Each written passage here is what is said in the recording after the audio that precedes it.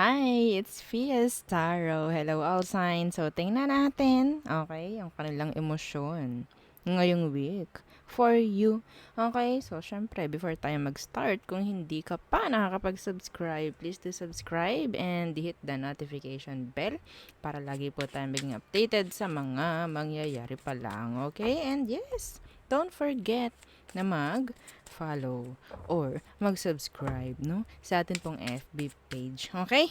And yes, if you're interested na magpa-reading, just message lang po, no? Sa akin pong FB page for more info. Okay? And ganun din po, same thing, sa aking friend. Oo, na si Perception of Light. Okay? And yeah, yun nga. Huwag nyo kakalimutang i-follow. Okay? And yeah, yes. Thank you. Oh. So, yeah, regarding naman sa atin pong all-in-one Evil Eye Bracelet. Okay, yan. Ito yan.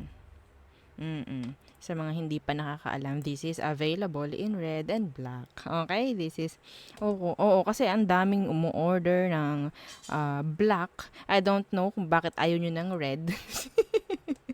Okay, oo. Yeah, kasi black is my favorite color. O, diba? Nag-share.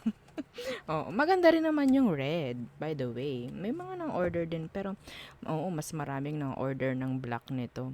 And yes, ang gaganda ng feedback nila. Anyway, oo. Ito naman, ang ating Evil Eye Ring. So, pareho lang naman sila ng kung anong meron. Okay? Pero I think, depende no sa occasion, so kung papaano, kung saan nyo pwedeng gamitin or kung saan nyo pwedeng isuot, ganyan, no? Oo, kasi hassle kapag ganito tapos nasa work kayo or nasa may occasion na napaka ang tawag diyan, mga kasal, mga ganun, no? Napaka-hassle na ito. Okay, oo. So, yeah, kung may mga tanong lang po, no? Oo, hindi na tayo dito magchichikahan regarding these two. So, message na lang po. Okay? For more info about this. Yeah. Okay. So, let's start. All signs, emotion ni person mo ngayong week. Okay. Aries. Ano bang emosyon niya? Okay, syempre, dapat meron kayong iniisip na someone. No? Kasi, may mga nanonood, may mga nakikinig ng ganitong video. Pero wala namang person. So, sabihin, ang tatanong, paano po yan? Wala po kasi yung person.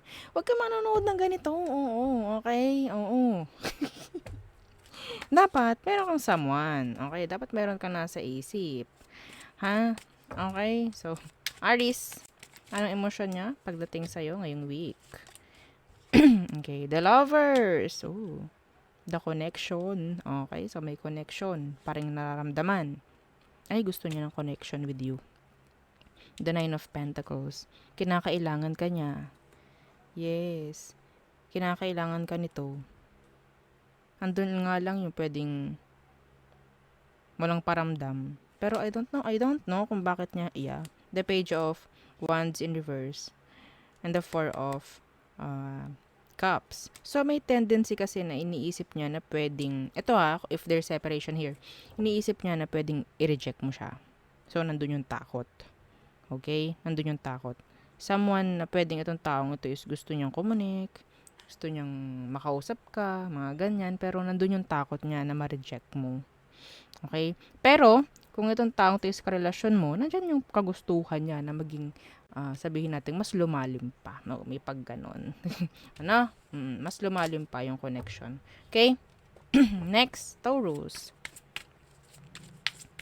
Anong emosyon niya towards you ngayong week?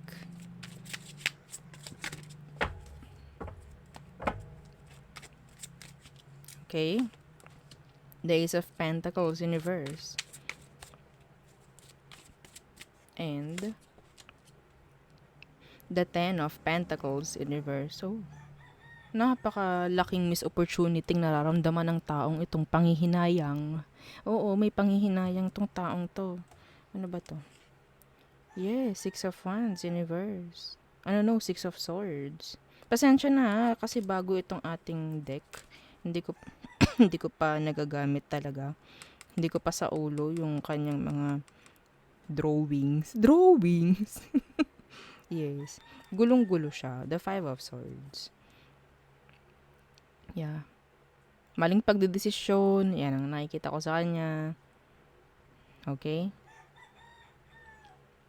Nakakalumba yung energy ng taong to. Nakukuha ko. Mm-mm. Malungkot. Oo. Malungkot.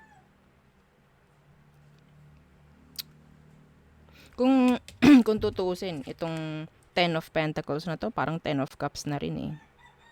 'Di ba? May cups to, pero pentacle to. Okay? Sadness. Pakiramdam niya hindi siya buo. Pakiramdam niya hindi siya kumpleto nga. So, andun yung ano, like, nararamdaman yung kakulangan without you. Okay? Some of them, naging asawa mo to. Malungkot siya. Ang bigat, oo. So, next, Gemini. Gemini, anong emosyon niya towards you ngayong week? The Fool. Okay. And the Hierophant. Marami siyang gustong malaman. Okay? Marami siyang gustong i-take risk pagdating sa'yo. Hindi malabong kumonek sa'yo to. Or hindi malabong as simple as mag-message. Okay? Hindi malabo yun pagdating sa kanya. Yeah. Yeah, the Eight of Swords Universe. Marami tong gustong malaman. Maraming gustong sabihin. I-clarify. Mga ganyan. Magte-take risk. Itong taong to. Kahit may takot. Yes. Parang ano eh. Pikit mata nitong gagawin. No? Yung gusto niyang gawin talaga kahit may takot. Yeah. The Hierophant. This is commitment. Actually, this is commitment. So, nandito si Aries and si Cancer. Gusto ko magpalit ng card. Hang on. So, there na aking nakikita for you. Gemini. Next is Cancer. Okay. Cancer. Ano ang emosyon ng taong to sa'yo by next week? Cancerians. Ano ang emosyon niya sa'yo? Okay. Nine of Wands in reverse. And the Page of Cups in reverse. Shy. Timid. They're like sabihin natin, naka-guard down sila. Okay? Naka-guard down. Excuse me.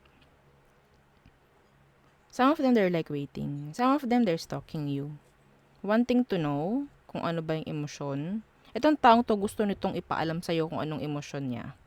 Actually, yeah, the Queen of Swords, yun nga lang. Tahimik. At detached. Cold. Pero itong taong to, open ito if ever.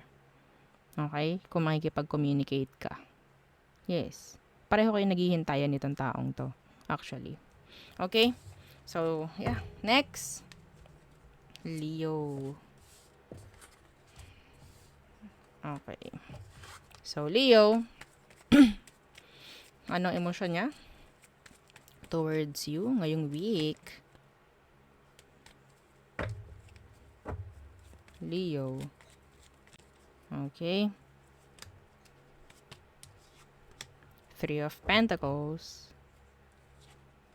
The Devil in reverse. To fix. Kung anong kailangang i-fix. Some of them, kung merong third party involvement here, ayaw nila yun. Ayaw na nila na mapunta sa isang third party na sitwasyon. Okay? So, nandyan yung pagpaplano ng tama pagdating sa connection ninyo. Okay? So, yeah, yun ang akin nakikita for you. Ganun lamang. Next, Virgo. Anong emosyon niya sa'yo by next week? Ano magiging emosyon ng taong to sa'yo? The Six of Swords in reverse. Some of them, hindi pa rin nakaka-move on if this is your past person. Yeah, the Tower. Still, the Tower is burning. Okay? Hindi pa rin ito nakaka-let go. Kung may separation dito. Yeah, there is separation here. Okay? Wala silang ginagawa. Walang improvement pagdating sa kanila. Hindi pa rin nagbabago yung emosyon nito para sa'yo. Okay? The Wheel of Fortune. May unfinished business pa rin.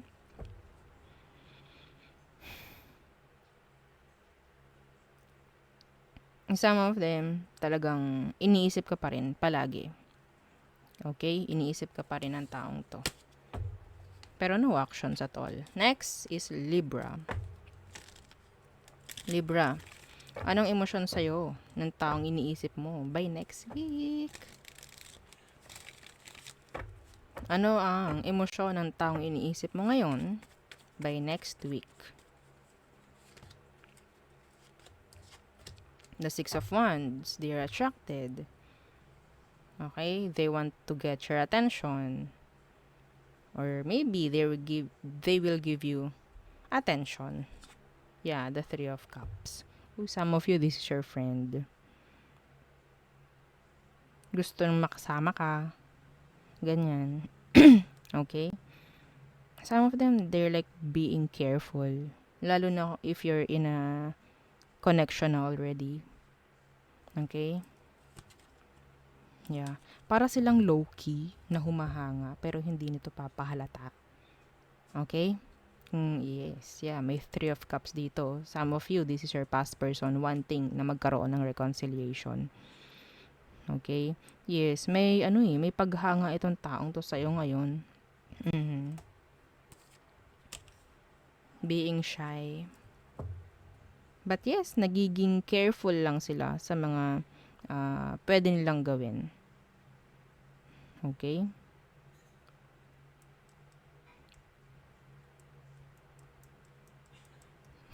Okay, so there. Next, Scorpio. Anong emosyon nila towards you by next week? The Tower. So, this is your energy. Okay. Justice. Gusto nilang ayusin kung anong mga ginawa niyang kamalian. Yes, may kamalian dito. Gusto nilang ayusin yon. Gusto nilang i-fix kung anong dapat yun ang gagawin. Pag-iisip. Okay? Yeah, the Five of Cups in reverse. Some of them, trying na magkaroon ng movement sa kung anong meron kayo. Okay? Kung anong kailangan gawin, gagawin niya. Yeah. Kung merong mga legal issue dito, yung tama ang gagawin ng taong to. Okay? So, pwedeng Scorpio like you and Libra. Next, Sagittarius. Okay. Sag, ano ba ang emosyon ni person mo by next week pagdating sa'yo? Okay, may dalawa akong nabunot. Days of Wands in reverse. The Sun. Some of them, sabihin nating may araw na talaga nakakainis yung mga bulong-bulong sa akin. Sag, oo. Kasi tantang to, yes, gusto kang makita, like, alam yun, physically, gusto kang makita. I can't. Hindi ko malaman kung paanong way ko sasabihin yun. No? Ang hirap. Baka tayo madali.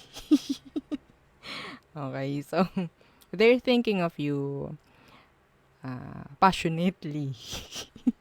Ha? Passionately. Oo. Okay? Nandyan yung pag-iisip ng kung ano-ano. intimacy. Ha, Sag? Yes, o, diba? Yung iba sa inyo, yes, this is your past or pwedeng friend mo, ganyan. No? Yung iba naman, gusto ka, yes, may kagustuhan sa'yo itong taong to, pero wala silang gagawing action. Days of One's Universe is like delaying. Delaying tactics. Mema. Oo. Okay? Di-delay nila kung anong dapat nilang gawin. Yeah.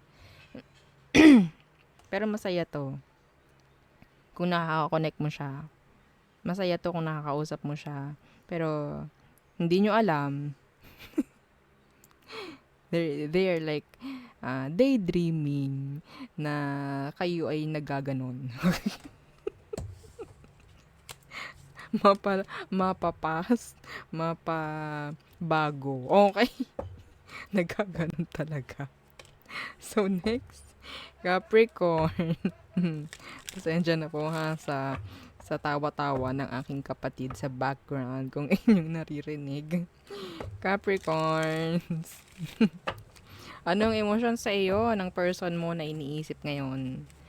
Okay, by next week, tingnan natin. Okay. The King of Cups in reverse. The Queen of Swords. Detached and cold. Yun lamang. Silent. Okay? Hindi sila available emotionally sa'yo ngayon. Maybe, talagang ginagawa lang nila na parang sabihin nating, wait. Yeah. The Ace of Swords. Yung iba sa kanila, sabihin nating, gusto makipag-usap. Gusto makipag-usap, the Queen of Swords din. Pero, hindi mo makikita yung pagiging sweet niya. Hindi mo makikita yung emosyon, yung intention, just to talk. Okay? Kung ito karelasyon mo, medyo cold siya ngayon or next week. Medyo cold siya. Yeah. The Queen of Cups in reverse. Sana walang someone else in the picture. No? Oo, sana walay. Kung ikaw, meron kang someone, ito yung ginagawa niya. Okay, ayaw kong maging attached kay Capricorn emotionally, kailangan kong maging detached. Mga ganon. So, meaning, tinuturuan niya yung sarili niya kung paano ang magiging emosyon niya towards you. Okay? So, anong sabihin nun? I think there's something, no? May something pa rin. Okay? Next is Aqua. Aquarius. Someone is obsessing over you. Aqua. Okay? So, anong meron? Anong emosyon ng taong iniisip mo ngayon by next week? Pagdating sa'yo. The Seven of Pentacles. Energy of waiting, energy of investing, invested. Okay? And the Four of Swords in reverse. Naghihintay na makipag-usap ka. Itong taong to, iniintay ka na ikaw ang makikipag-usap, ikaw ang mag-i-initiate. See? The communication card. The Ace of Swords. Okay, wala tong gagawin. May takot. So, ipapakita ng taong ito na, okay, maganda ang sitwasyon ko ngayon. Hindi ko kinakailangan si Aqua. Pero deep down, kung inyong bubungkalin. Yes, this is manipulation. No? Kunyari ayaw ka. Kunyari hindi ka naiisip. Pero nandun pa rin. Invested pa rin itong taong to. But yes, they're trying to forget you. Para silang gulong-gulo. Okay? Pero yun nga may mga gusto tong sabihin. May mga gustong ibalita sa'yo itong taong to, Aqua. Actually, meron. Iniintay ka nga lang. Na ikaw ang mag-initiate. Pero, I don't advise, no, na ikaw ay mag-initiate. Ha? Okay? So, next is Pisces. Pisces. Anong emosyon sa'yo ng person na iniisip mo ngayon by next week? Okay.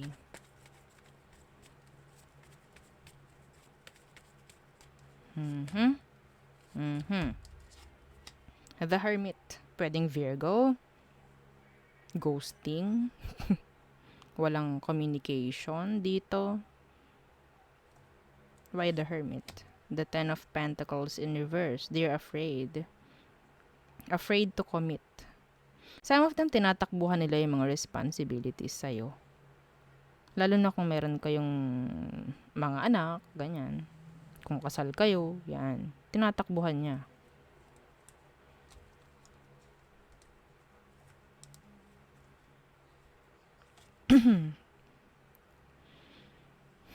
Pero sabihin nating umaasa itong taong ito na one day, isang araw, na magiging okay kayo. No? Na magiging okay ang sitwasyon. Yeah. Some of you, this is you. This is you. This is your energy. Pwedeng marami ka nang sinisimulan sa ngayon, and ito yung isang parang dahilan para hindi siya gumawa ng action. Okay? So, nandun nga rin yung parang mga agam-agam, mga isipin ng taong ito, mga what ifs niya. Okay? So, yun nga, pwedeng pagtatago. Nakatago ang emosyon ng taong ito, I guess. Nandyan yung takot. Mga ganyan. Pero, yun nga, sabi ko nga, nag-iisip rin itong taong to na sana magkaroon din ng pagkakaayos sa inyo. Okay. So, there, yun ang ating reading for all signs. So, yes, don't forget to like, share, and subscribe. Okay, yes. Big help yan sa ating channel para mas lalong dumami. Okay, so, yun ang ating reading again for you. So, thank you. Bye!